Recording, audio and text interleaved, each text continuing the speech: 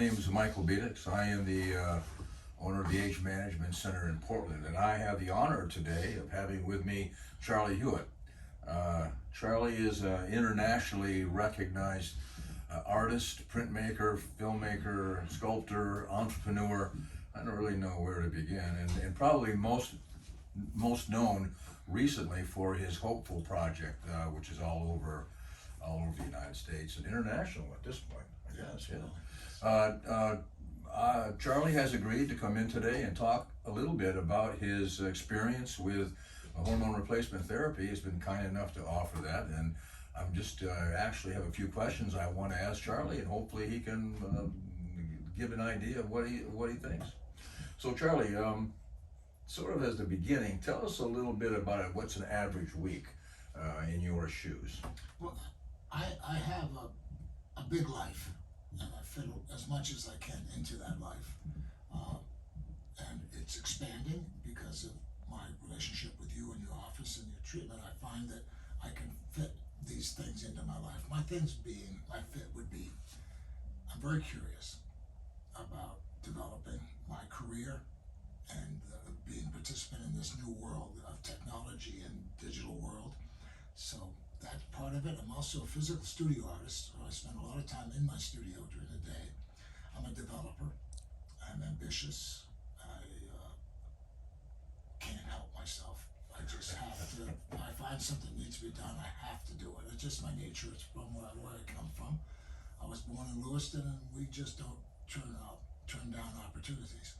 I have a wife and two wonderful children. I had a family late. I have a 17-year-old daughter, and I have a 23-year-old son. They're both in college and school in Boston.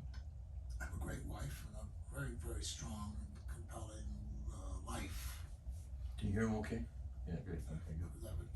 Well, that's take a lot of energy. How old are you? Well, I'm 76. I turned 76. So you're a lot older than me. I'm I'm year. older than everybody. A year older than me. I'm older than everybody if I do it.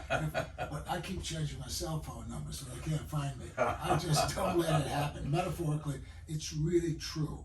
It's a lot of luck, but it takes effort to be young, to be curious. I find myself walking into places that I don't understand. I just got involved with these NFTs. So I walked into a room full of digital geeks, all these accomplished coders. I went to an hour meeting and they may as well have been talking Urdu. I didn't know what they were talking about. What I got out of it was something I wanted to know. They were curious, they were full of life and community, and they were very generous. So they're participating with me and finding some things I can do up here in Maine at my age, less physical, but more creative and more mental. I also work on a construction site. Right now I'm working on 2 buildings. I'm starting a 3rd, even going into this crazy market. So yesterday I was with a contractor talking about sheetrock and moving a bathroom and whether we're going to put a dormer or not. Got that through by 8:30. Talked about heat pumps, then went to my studio. I painted for long enough to have missed an appointment at noon, which is to me success. I apologize. I actually blew right through it. I got home, my son's home, so I spent some time with him. I avoid the couch.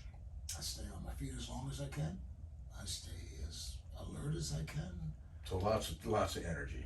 So and part of that may be, I would think some of that may have been because of a hormone optimization program. How long have you been on our program? Yeah, this is kind of interesting. So about 18 months ago, I found myself in somewhat of an emotional crisis.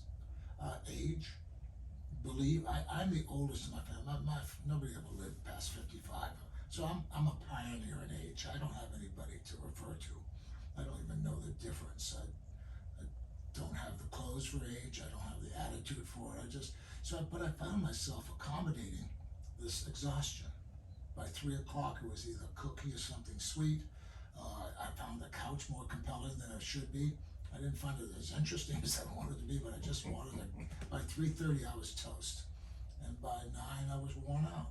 And also my libido was down, my relationship with my wife and my life I was exhausted. So I would try to get up earlier to make more out of the day, and that didn't help. And I started going online. which is I want to do these days. And I thought maybe, because you see ads for testosterone and all these performance enhancing kind of things that give you energy.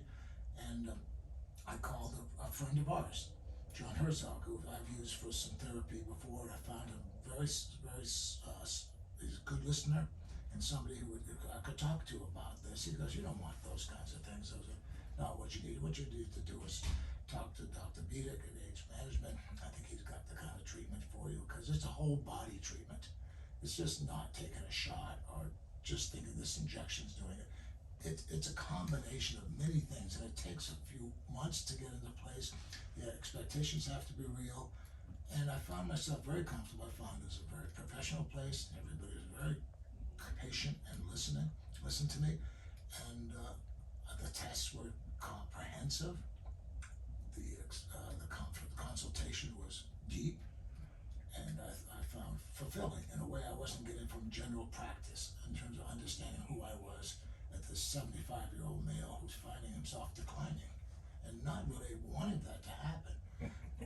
And there was another problem. I slept badly. I worried more than I should. That was a combination of things. I didn't like that 4 o'clock in the morning exhaustion. I woke up with that kind of angst. I wasn't as clear when I multitasked, so it would limit what I did because I felt like I was kind of not up for the game. And I didn't like that feeling of saying I couldn't take on another interesting task, or I would have to accept limitations because of age.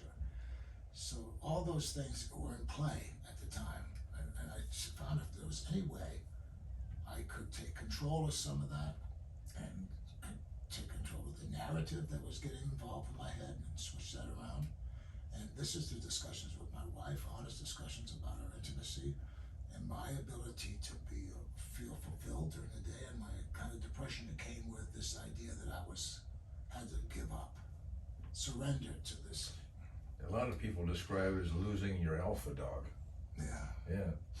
Yeah, I like my crown. I worked hard for this. Nobody's going to take it off my head with that. So that's interesting. Those are some of the symptoms that you were experiencing. And so how has the quality of your life changed since you've been on the program? Well, it wasn't overnight, and I didn't expect. I was old enough to know things didn't happen overnight. I knew it because of your testing and talking about levels and increasing levels. I got involved. I visualized what was going on in my body. I got to understand that these things had to come together over periods of time through these injections, weekly injections, and then I had to also change my way of thinking. So I had to accept the fact that I was going into a new future.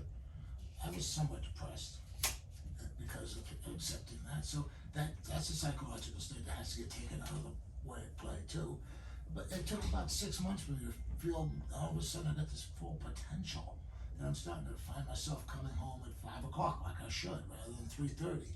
That I'm not begging off on another project. That I'm curious, that I'll make another phone call, that I'll get up in the morning, make notes earlier, and I get things accomplished. My wife is kind of important to bring up too, is that my wife, I came here one time and I was talking to one of the nurses here, and I said, do you think this would be a good program for my wife? And she's younger than me, and she said, absolutely, and smiled. And that was all. I said, Kate, you gotta come out and try this out, because she saw how it was working for me, and how I was alert and alive I became. And then she came into I call it a program, or started working with your process here, and she's found it invaluable for her too, and she enjoys it. It's part of our positive affirmation that we have a long future ahead of us in terms of a life of not only libido and intimacy, but also this kind of clarity of conversation, ability to stay up a little longer, not to get worn out. In other words, I was wearing out and she wasn't. That's an imbalance. We're both kind of like, you know what I mean? Who needs a tired old man, grumpy old man coming home, bitching and moaning about a day he chose to live in? And then I found myself boring, and I didn't want any more. And she works hard. She's become much more part of my profession. I've allowed her in. I've listened to her a little more than I should. I should have done a long time ago. I'm not saying this has done it all, but you know, it's just this. We're in a kind of collaboration now of going forward in a very positive and affirmative way. That's nice. Yeah, we have found that it's best if we have partners that we balance both partners. Otherwise, there's discord. Yeah, when you asked about that optional question, I think it's essential to bring that into these. Thank you for sharing that. I know your wife gave you permission. And she did give me permission, and you know, this is kind of this is interesting situation. When a man talks about needing this treatment, can be seen as a shameful thing. I don't understand that. I don't have any problem talking about how wonderful my life is now. This is not a secret we whisper. This is not something that comes in a plain envelope box with a plain wrapper, you know, that nobody can see, their neighbors can't find out. Hell, I'm 76. What do you think my life's like? I mean, and truth is, I accept that, but now people have no idea what I'm capable of. Well, thank you. Yeah, we've had so many successes, and your story is sort of an amplification of that. And thank you for sharing. So let me ask you this: this is our practice is a little bit different. It's a concierge style practice. What's been your experience with our practice, the staff, with the sort of the flow here in the office? Well, I know I'm used to them.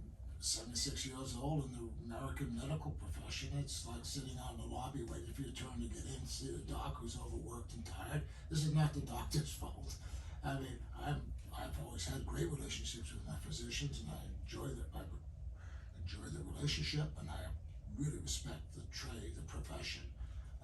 But this concierge service comes at me at a time at my age when I'm a better earner than I've ever been in my life. I have resources I've saved. So it's kind of an interesting point. I can afford, this is not very expensive at all, not even at all, compared to what I get for it. I have meals that cost more than this. We put that in perspective for what I get for the benefits. It's enormous. Well, thank you. That's nice to say that. We try to keep it so that it's affordable for most people. So. Yeah, so what we're talking about is at end of life, at this stage of life, not called end of life, we've earned enough to be able to afford this kind of care. And the concierge service for me is very unique because I have this kind of personalized relationship with you that I know who I'm talking to. Whenever I call, they know me. It's kind of it's a little different. It's a little outside the box, right? It's not really flattering. It's like it's just essential for me to. And I'm in a new world of talking about a different part of my time of my life. Yeah. So it's not. I don't have a lot of physicians I've talked to who know that about this. I'm the beginning of the baby. I'm the first year of the baby boomers.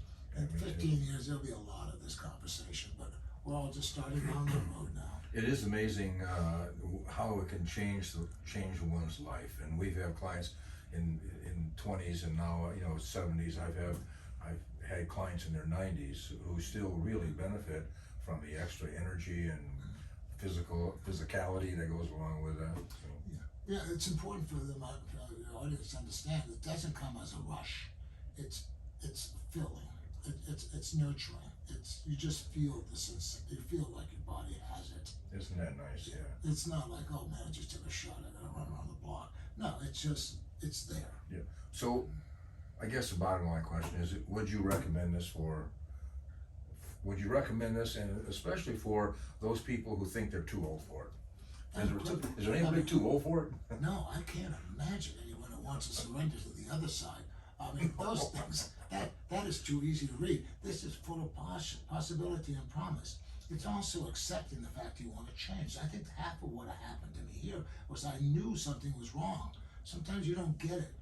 I mean, you just think that's what it is. And depression, I've never had that feeling of depression before. And it came over me in a way I didn't expect.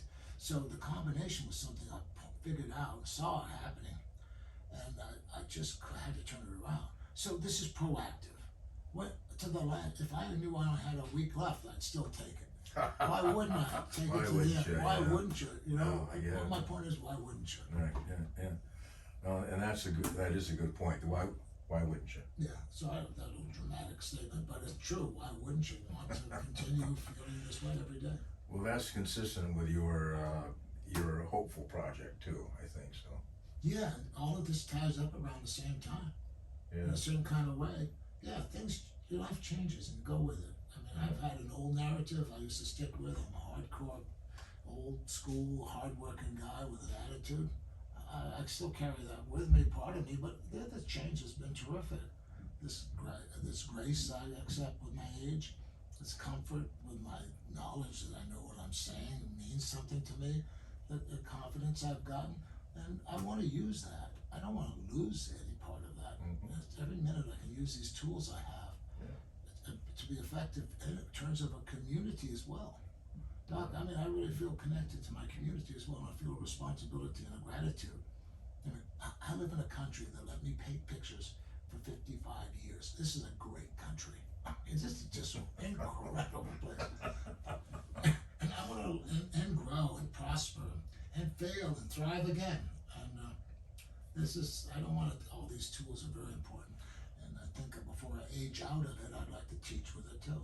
Yeah, you and I have a lot of similarities in our thoughts about keeping going and avoiding that word retirement, where people start talking in the past tense and then they die. Yeah, well, I feel strongly that you're committed to the community too, to teach. Just breaking down some of these cultural morals. I enjoy seeing your story every day. Every day. Well, thank you. So thank you for your time today, and I'd like to have everyone say thanks to in front of everyone, saying thanks to Charlie for sharing intimately sharing his story and his knowledge and sort of his experience.